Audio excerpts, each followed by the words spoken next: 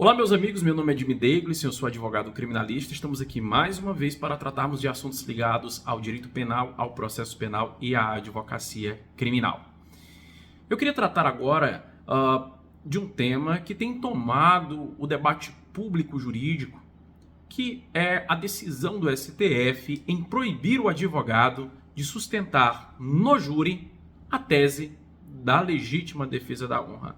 Em outras palavras, o Supremo Tribunal Federal já formou maioria e decidiu que é inconstitucional a utilização desta tese pelo advogado no tribunal do júri.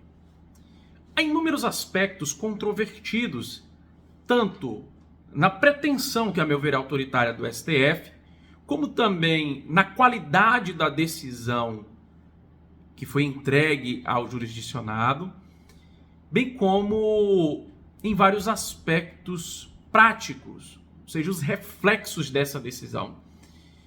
Mas agora eu queria tratar de um específico, qual seja, estaria o acusado também proibido de sustentar esta tese em seu interrogatório? A decisão do STF alcança somente os advogados, que são aqueles que levam a pretensão em nome do acusado aos jurados durante os debates orais, ou mesmo ali nas fases anteriores de forma escrita ao juiz que atua, o juiz togado que atua na primeira fase, ou mesmo ao tribunal que venha julgar um recurso em sentido estrito. Mas o acusado possui o direito de autodefesa que se exerce durante o interrogatório. Quer dizer, a Constituição abriga o direito do acusado durante o interrogatório de exercitar, de realizar a sua defesa, falando, explicando, respondendo às perguntas do juiz, do advogado ou mesmo do Ministério Público. Imagine a seguinte hipótese. Alguém foi acusado de determinado delito e não se descobriu a motivação. Imagine que a qualificadora fosse somente uma qualificadora objetiva, que foi aquela qualificadora de dificultar a defesa da vítima, ou mesmo houve uma qualificadora do motivo torpe. Mas quando o interrogado, após a instrução, e sem o advogado levantar esta tese, após as testemunhas terem sido ouvidas no plenário, o acusado senta no banco dos réus e o juiz lhe indaga: o senhor cometeu os fatos descritos da denúncia? Ele vai dizer assim: cometi sim, excelência, mas a motivação não foi essa descrita pelo Ministério Público. A motivação foi outra. Ao fazer isso, ele está exercendo um direito previsto no Código de Processo Penal, não somente na Constituição. Eu quero ler aqui para vocês, porque eu tenho aqui aberto, que está previsto lá no artigo 187, parágrafo 2º do CPP, e diz: na primeira parte, o interrogando será perguntado sobre a residência, meios de vida ou profissão. Parágrafo 1º. No segundo, ele diz o seguinte: na segunda parte, será perguntado sobre ser verdadeira a acusação que lhe é feita. E aí ele pode dizer sim ou não. Se ele confessar parcialmente, ele pode dizer: olha, sou eu o autor do fato, mas não foi assim que se deram os fatos. Eu preciso contar a minha versão e por que eu cometi esse delito. E ele vai dizer: não sendo verdadeira a acusação, o Código diz, no inciso 2 do parágrafo 2º, se tem algum motivo particular a que atribuí-la, se conhece a pessoa ou pessoas a que deva ser imputada a prática do crime e quais sejam, e se com elas esteve antes da prática da infração ou depois dela.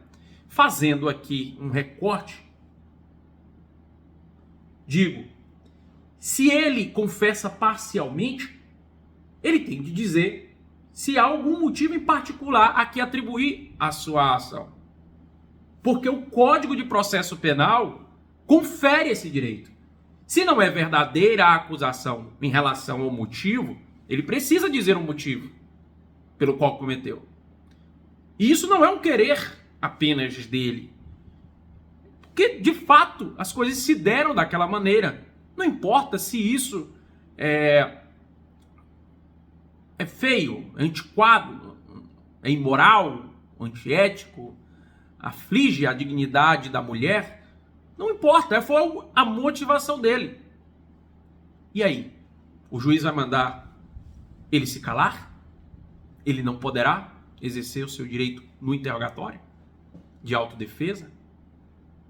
Ele estará proibido de dizer aos jurados por que, ainda que injustificado, mas por que ele cometeu aquele delito, ainda que por uma motivação injustificada, cuja justificação ou injustificação será, inclusive, valorada pelo Conselho de Sentença? O STF não declarou a inconstitucionalidade do parágrafo 2º, inciso 2 do artigo 187 do Código de Processo Penal. E aí nós temos uma contradição flagrante, uma dentre tantas, em relação à prática e em relação ao que dispõe o próprio ordenamento jurídico com essa decisão absurda. Com isso, eu quero deixar claro que não estou a defender que existe uma legítima defesa da honra a ponto de justificar um homicídio, mas que existe sim homicídios praticados em defesa da honra. Se é legítima ou não a atitude, quem vai julgar é o jurado. Se essa legitimidade reconhecida pode afastar a punição, é uma coisa. Se ela vai abrandar a punição, é também outra. Isso eu vou falar num outro vídeo sobre a verdadeira utilização no aspecto histórico e prático da legítima defesa da honra, que não nasceu com essa pretensão de excluir a culpabilidade, excluir a punição, afastar a punição, mas sim diminuí-la. De fato, então, percebemos aqui uma grave contradição entre aquilo que decidiu o STF e o direito conferido por uma lei federal votada pelos representantes do povo e que agora está em choque com uma decisão daquele que deveria ser o guardião da Constituição. Bem, o juiz, neste caso, entrará em colapso em relação à sua decisão, porque o Ministério Público talvez irá pedir para que ele pare de falar. Ele não pode parar de falar. Se ele for impedido de falar, haverá uma nulidade flagrante, porque ele tem todo o direito de falar, ainda que sejam as coisas mais horrendas, mas tem todo o direito de falar qual foi a sua motivação para o ato, da sua conduta. Ok? Se você, advogado, se encontrar numa situação como essa, sugiro que insista na continuidade do direito do seu cliente. Claro, se a sua estratégia for que ele se calhe a esse respeito, é uma outra coisa. Mas se ele quer falar e você não pode, e ele deseja, e você acha que ele falando irá de alguma maneira contribuir para a estratégia de defesa, você deve lutar para que ele continue a dizer o que tem de dizer. Porque não é somente a sua vontade que está imperando ali. É a vontade da lei, que eu acabei de citar aqui para vocês. Ok?